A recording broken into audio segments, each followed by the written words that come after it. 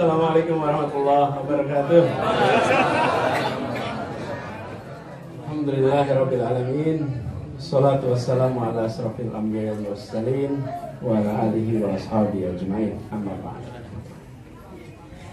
Yang saya hormati jamaah Kahmi, banyak senior-senior di sini. Saya hormati Bang Akbar, Bang Nazaruddin, saya dan Bu Ida, Nazar, Mbak Nina, kemudian semuanya satu-satu kalau disebut banyak sekali senior kita di sini.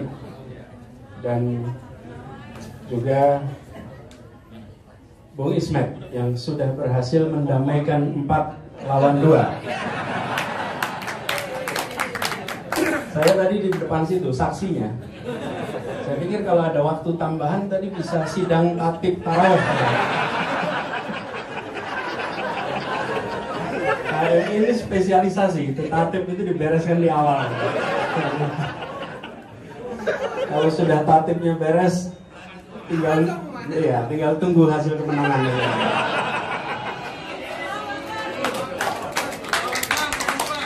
Karena alhamdulillah kita bersyukur, memang buka puasa Kahmi ini berbeda dari yang lain. Amat berbeda. Kalau yang lain itu selain biasa-biasa saja, penuh dengan keteraturan.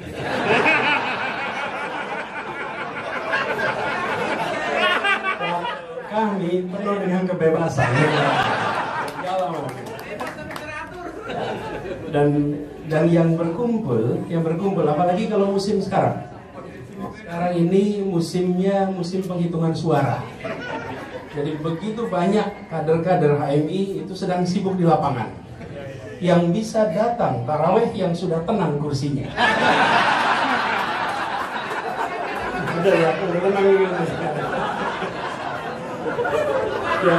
yang kursinya belum tenang ini belum berani datang. Kalau ditanya itu gimana rasanya itu? Ingat zaman kuliah ya. Kalau sudah menjelang skripsi itu, salah satu hal paling merepotkan kalau pulang kampung adalah ditanya kapan selesainya. Kalau habis pemilu, kader HMI kapan dapat kursinya? Itu selalu tantangan. Alhamdulillah saya bersyukur sekali malam hari ini bisa silaturahmi bersama. Ini kedua kalinya kita menyelenggarakan. Alhamdulillah menjadi forum bagi silaturahmi kita. Apalagi kita semua menyadari bahwa alumni HMI ada di mana-mana. Yang kanan ada, yang kiri ada. Itu kalau kanan kiri. Lihat di atas ada, turun ke bawah banyak di bawah. Semuanya ada. Jadi HMI ini ada di mana-mana. Dan kesempatan silaturahmi saya rasa Presidium Mas Sigit Pamunggas, Presidium menyelenggarakan secara rutin setiap bulan puasa itu betul-betul kesempatan. Karena yang menarik HMI, apapun yang dikerjakan hari ini, ketika ketemu kita egaliter. Selalu ada kesetaraan. Tidak penting duduk di mana. Saat sholat kita semua sama. Saat kita silaturahmi semua sama. Dan saya rasa spirit egaliter HMI ini harus dipertahankan terus. Nah, kami juga merasa bersyukur bahwa ini putaran pertama kita di sini. Insya Allah nanti akan ada silaturahmi yang berikutnya lagi. Apalagi kalau boleh saya sampaikan sekarang, Jakarta sedang punya PR yang cukup besar. PR di Jakarta ini banyak. Karena itu ibu kota di Jakarta ataupun tidak di Jakarta, PR di Jakarta masih tetap banyak. Dan sekarang saya sudah ketemu beberapa yang agak khawatir kalau ibu kota pindah karena status PNS-nya pemerintah pusat. Ikut mutasi nanti ke pindah. Tapi saya sampaikan bahwa tantangan di Jakarta tidak sedikit. Tapi ada satu hal meneruskan yang saya sampaikan tahun lalu. Keadilan.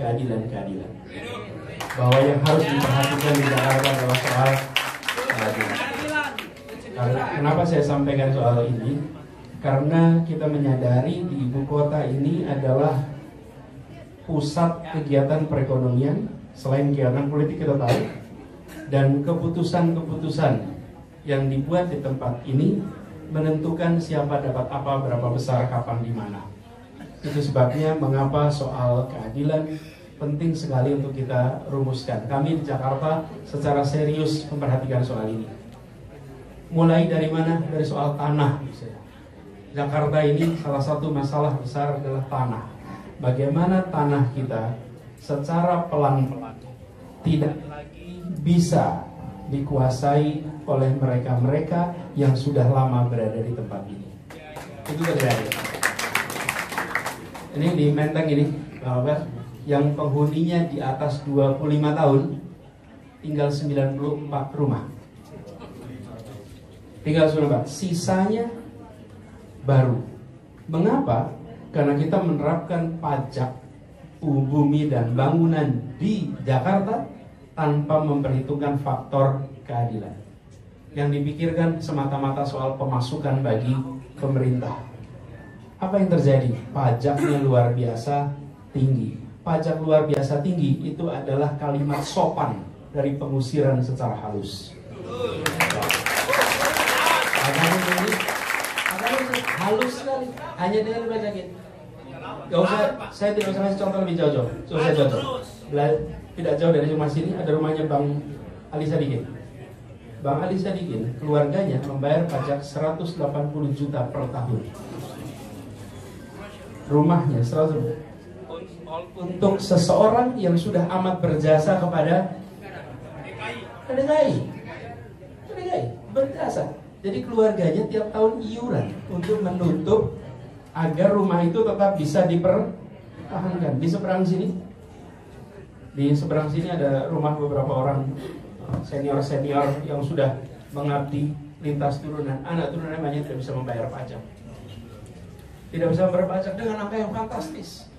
Itu adalah kebijakan pengosongan Menteng dari penghuni aslinya. Kalau saya gunakan kata lain nanti ramai.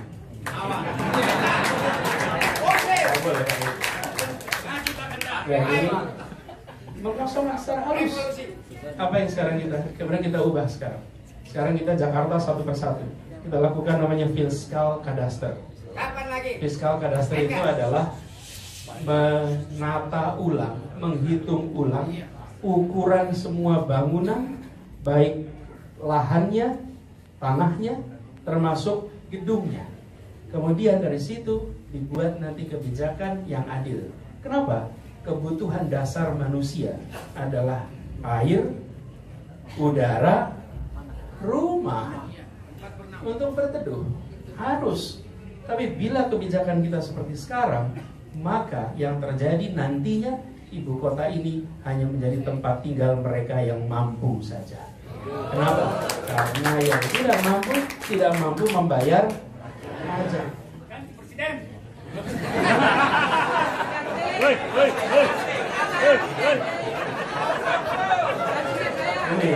Ini hanya ada di HMI yang begini.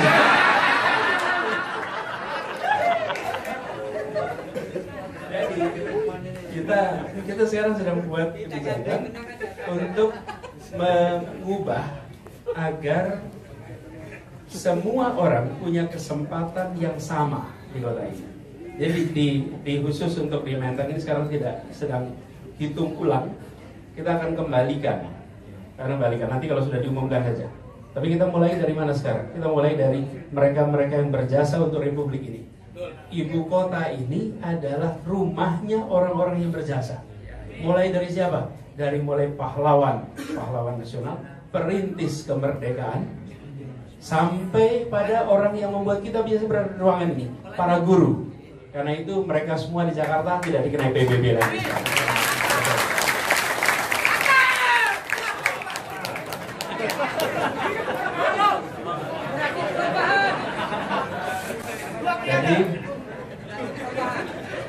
Jadi di Jakarta sekarang, Bang, kalau profesor, kalau dosen, guru, 0 pajak. Kenapa? Mereka berjasa mencerdaskan kita semua. HMI memang salah satu supplier dosen paling banyak. Tapi bukan karena HMI-nya, itu bukan. Jadi sekarang apa yang terus terjadi? Jadi mereka berjasa, termasuk mereka yang menerima bintang jasa dari negara. Di sini tempatnya para veteran dan satu lagi pensiunan PNS. Pensiunan PNS di Jakarta kita tidak kenakan PBB lagi. Baik sekalian, sebenarnya policy seperti ini harusnya bukan hanya wilayah, Ini adalah harusnya wilayah nasional, tapi kita mulai dari Jakarta. Kalau Jakarta sudah lakukan, insya Allah tempat-tempat lain biar nanti. Nah, jadi intinya adalah sambil kita melakukan penataan atas soal tanah, penataan tanah, kita ingin nanti mulai tahun depan, insya Allah kalau datanya sudah lengkap, kalau sudah ada fiskal kadaster, nanti kita arahnya begini. Arahnya adalah kegiatan residensial itu bukan kegiatan yang dipajakin, tapi kegiatan komersial adalah kegiatan yang dipajaki. Jadi kalau ada nilai tambah, baru nilai tambahnya dikenai pajak. Tapi kalau tidak, orang lama-lama tidak lagi bisa hidup di Jakarta. Ini yang kalimat lainnya tergusur. Jadi ini arah, ini saya sampaikan. Mengapa perlu saya sampaikan soal ini? Karena kita sebentar lagi masuk generasi kedua dan ketiga dari kelas menengah di Indonesia. Alumni HMI banyak yang dulunya bukan dari keluarga yang mampu. Akibat pendidikan naik kelas. Akibat naik kelas, generasi keduanya sudah bisa mandiri. Generasi ketiganya bisa mandiri. HMI sudah menjadi, kalau saya boleh istilahkan, HMI itu salah satu eskalator bagi tingkat kesejahteraan kita semua. Nah, kalau kita tidak segera membereskan ini, nantinya kita akan memiliki ketimpangan yang makin tinggi antara yang terdidik dan tak terdidik, antara yang mampu dan tak mampu, dan antara yang bekerja dan tak bekerja. Ditambah lagi antara yang di kota dan di pedesaan. Ketimpangan-ketimpangan itu harus segera dibereskan sekarang sebelum dia menjadi masalah struktural lintas generasi. Begitu dia menjadi masalah struktural lintas generasi, maka penyelesaiannya menjadi jangka panjang. Dan kalau kita ingin di Indonesia ada persatuan, persatuan sulit dihadirkan dalam ketimpangan. Persatuan hanya bisa dihadirkan dalam suasana kesetaraan. Itu yang coba dibahas sama-sama. Jadi, nah kita di Jakarta ini merasakan ketimpangan itu. Termasuk kami di Jakarta ini kalau lihat kota ini ada 3 space istilahnya. First space, second space, third space. First space di mana? Di rumah. Ruang kedua tempat kerja.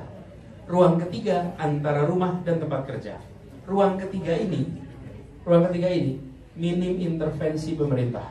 Pemerintah tidak secara serius mengatur bagaimana kita berinteraksi di ruang ketiga. Sementara kita menginginkan adanya persatuan di kota ini. Bagaimana membangun persatuan kalau ruang ketiga tidak diatur, tidak dipikirkan? Contoh paling sederhana, misalnya kita ke kantor, masing-masing berangkat ke kantor. Kita semua yang naik motor jalan sendiri, yang naik mobil jalan sendiri, tidak ketemu di jalan. Dan naik kendaraan ke kantor mencerminkan status sosial ekonomi. Betul ya? Jadi tidak ketemu di jalan. Ini harus intervensi. Karena itu kemarin ketika MRT dibangun, saya katakan pada semua, MRT ini jangan dipandang sebagai alat pemindah badan manusia. MRT itu adalah alat transformasi sosial. Karena di tempat itu,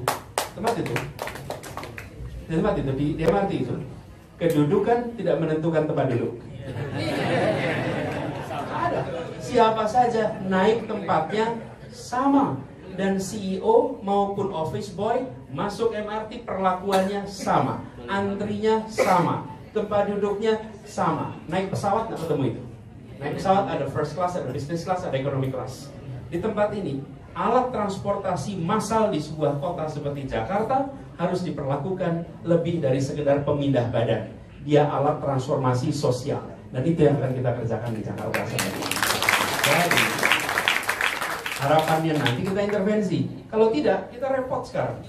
Bapak sekalian, teman-teman sekalian, coba. Kenapa?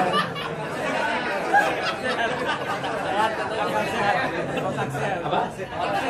Oh, otak sehat. Gini. Saya, insya Allah sehat, waras. Dan kita seringkali menganggap ini bukan masalah. We take it for granted. Tapi saya sekarang yang sedang mengelola Jakarta ini menyaksikan. Teman-teman sekalian coba datang ke Grand Indonesia. Masuk ke Indonesia, perhatikan Grand Indonesia. Lihat aja siapa yang berada di tempat itu. Ya, habis itu pindah ke Tamrin City. Lihat ke Tamrin City. Apa yang terjadi? Yang ke Tamrin City tidak masuk Grand Indonesia. Betul kan? Yang ke Grand Indonesia tidak masuk Tamrin City. Di kita, tanpa kita sadari, terjadi segregation by choice. Terpisahkan karena pilihan kita sendiri. Kenapa? Karena pemerintah tidak secara serius mengatur ruang ketiga. Nah sekarang kita mau atur. Jadi ini Monas sedang dalam proses untuk diubah. Nanti beberapa tempat Ragunan, taman-taman diubah. Dirangsang untuk apa? Untuk lintas kelas sosial ekonomi bisa bersama-sama di kota ini. Karena hari ini kita ketemu tuh. Ya, kalau HMI udah jadi itu. HMI udah jadi. Kalau HMI itu lintas mana-mana, horizontal, vertikal, diagonal, kan? Di sini mau di TV debat 01, 02 sampai ruangan ramai. Udah terbiasa di kongres. Jadi buat kita di sini udah terbiasa, tapi di luar sana kita merasakan itu segregasi baik secara voluntary terjadi segregasi. Jadi mohon doanya agar ini bisa dituntaskan. Insya Allah kalau ini bisa dituntaskan dengan baik, nanti masyarakat Jakarta bisa merasakan manfaatnya. Dan buat kita semua di sini, insya Allah, karena bagaimanapun juga ini tadi Bang Akbar bilang kalau tidak salah wali kota pertama di Jakarta, Samsur Rizal ya, Pak? Samsur Rizal dari mana waktu itu, Pak? Dari Masumi. Dari Masumi. Sudah itu libur agak panjang, libur panjang. Dan baru sekarang lagi kami bisa tarawih di tempat ini. Ya, soalnya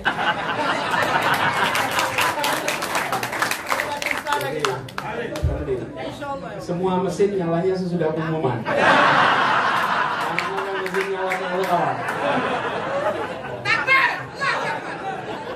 Oke. Ya. Gitu aja dulu barangkali dari saya. Mas Sigit dan teman-teman presidium, terima kasih. Terima kasih sudah diberikan kesempatan untuk menjadi tuan rumah. Dan insya Allah kita berjumpa di dalam tarawih yang berikutnya lagi. Ya? Masih minta ditambah lagi.